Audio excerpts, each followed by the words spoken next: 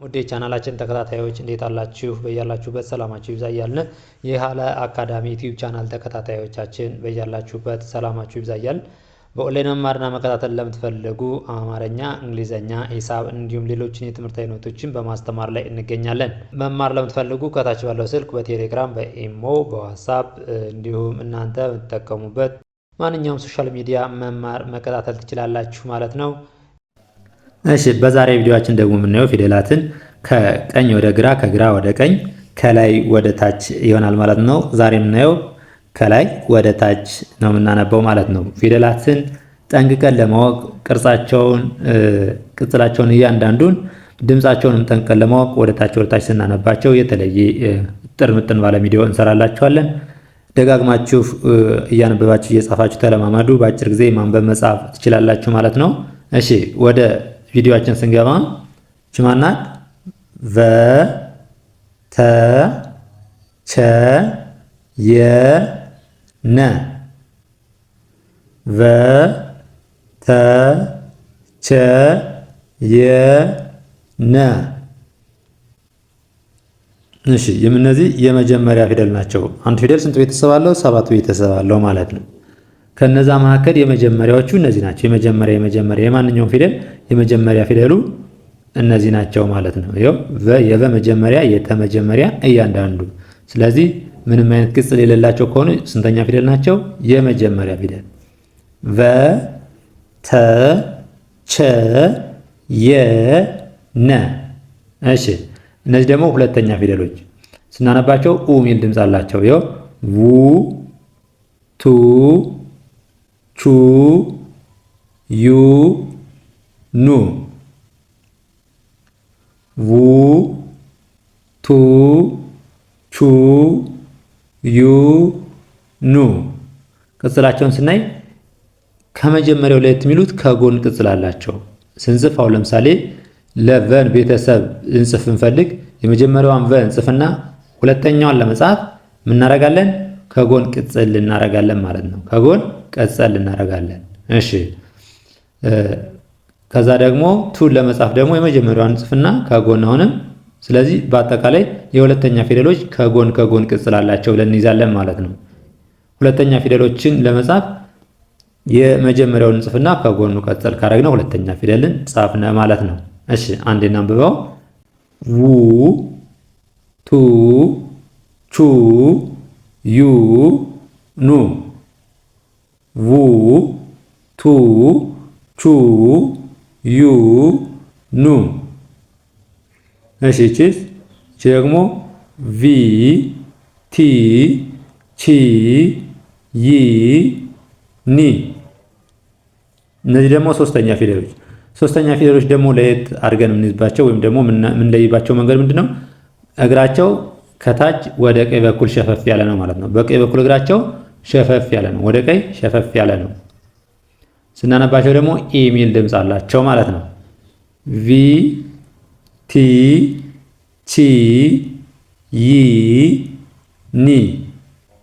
ይኸው ቪ ቲ ቺ ይ ኒ። እሺ እነዚህ ደግሞ አራተኛ ፊደሎች አ ሚል ድምፅ አላቸው። እግራቸው ቅጽላቸውን ስናይ ደግሞ በግራ በኩል እግራቸው አጠር ይላል፣ ወይም ደግሞ ባለ አንድ እግር ከሆኑ ወደ ግራ ምን ይላሉ? ሸፈፍ ይላሉ ማለት ነው።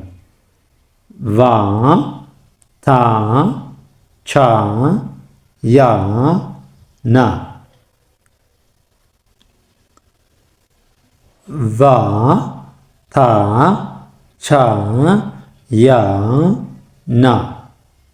ስለዚህ የአራተኛ ሲሆኑ ምን ነው የሚሆኑት? እግራቸው በግራ በኩል አጠር ወይም ደግሞ ወደ ግራ ባለ አንድ እግር ከሆኑ ወደ ግራ ሸፈፍ ይላሉ ማለት ነው። ስለዚህ የመጀመሪያ ፊደሎች ምንም ቅጽል የላቸውም። ሁለተኛ ከጎን፣ ሶስተኛ ወደ ቀኝ በኩል እግራቸው ሸፈፍ ያለ፣ አራተኛ እግራቸው አጠር ያለ፣ አምስተኞች ደግሞ ቀለበት። ይኸው ከቀኝ እግራቸው ላይ ቀለበት ኤ ሚል ድምፅ አላቸው። ቬ ቴ ቼ ዬ ኔ ቬ ቴ ቼ ዬ ኔ ቬ ቴ ቼ ዬ ኔ። ስለዚህ ኤ የሚል ድምፅ አላቸው። ስለዚህ የአምስተኛ ፊደል መሆኑን የምንለየው በምን ነው? እግራቸው ላይ ከቀኝ እግራቸው ላይ ከስር ቀለበት አላቸው ማለት ነው። ከቀኝ እግራቸው ቀለበት። ስለዚህ እጥር ባለ መንገድ ስንል እንደ አጠቃላይ ፊደሎችን የመጀመሪያ ፊደሎች ምንም ቅጽል የላቸውም። ሁለተኛ ከጎን፣ ሶስተኛ የምንለይበት እግሩ ሸፋፋ ወደ ቀኝ እግሩ ሸፈፍ ያለ፣ አራተኛ እግራቸው አጠር ያለ፣ አምስተኛ እግራቸው ላይ ቀለበት።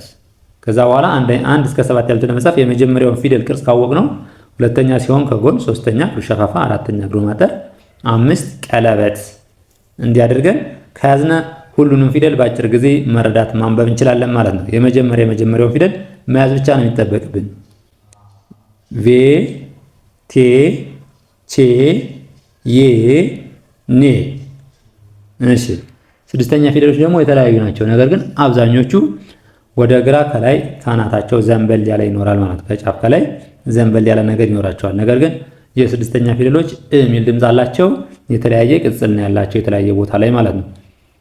ቭ ት ች ይ ን።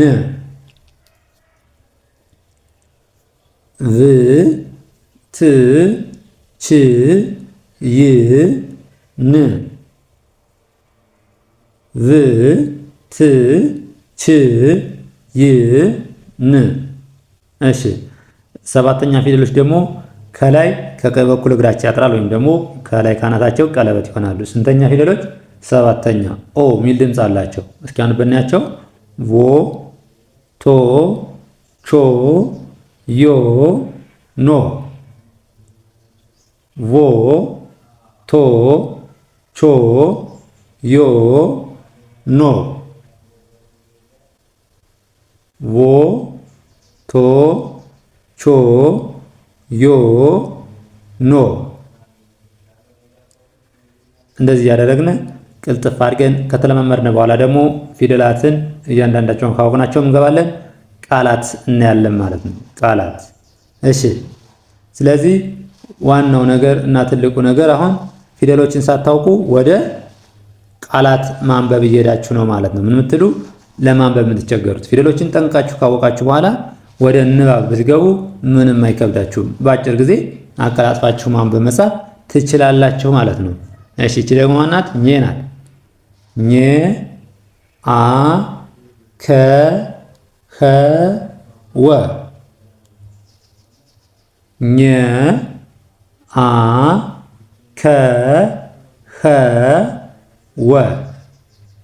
ልክ መጀመሪያ እንዳልነው የመጀመሪያ ፊደሎች ቅጽል የላቸውም። ይኸው ሁሉም አጠቃላይ ፊደል የአማርኛ ፊደላት በሙሉ አብዛኞቹ የመጀመሪያ ፊደሎች ቅጽል የላቸውም። የመጀመሪያ ቅርጻቸውን ከዛ በኋላ ሁለተኛ ከጎን፣ ሶስተኛ እግራቸው ሸፋፋ፣ አራተኛ እግራቸው ማጠር በሚለው ስንል በአጭር ጊዜ ነው ምንችል ወይም ደግሞ ምናነብ ምንጽፋቸው ማለት ነው። ኘ አ ከ ኸ ወ። እሺ ሁለተኛ ፊደሎች ደግሞ ኙ ኡ የሚል ድምፅ አላቸው። ቅጽላቸው ከጎን ነው። ኙ ኡ ኩ ሁ ው። ኙ ኡ ኩ ሁ ው። ኙ ኡ ኩ ሁ ው። እሺ ይቺ ደግሞ ሶስተኛ ፊደል ኝ።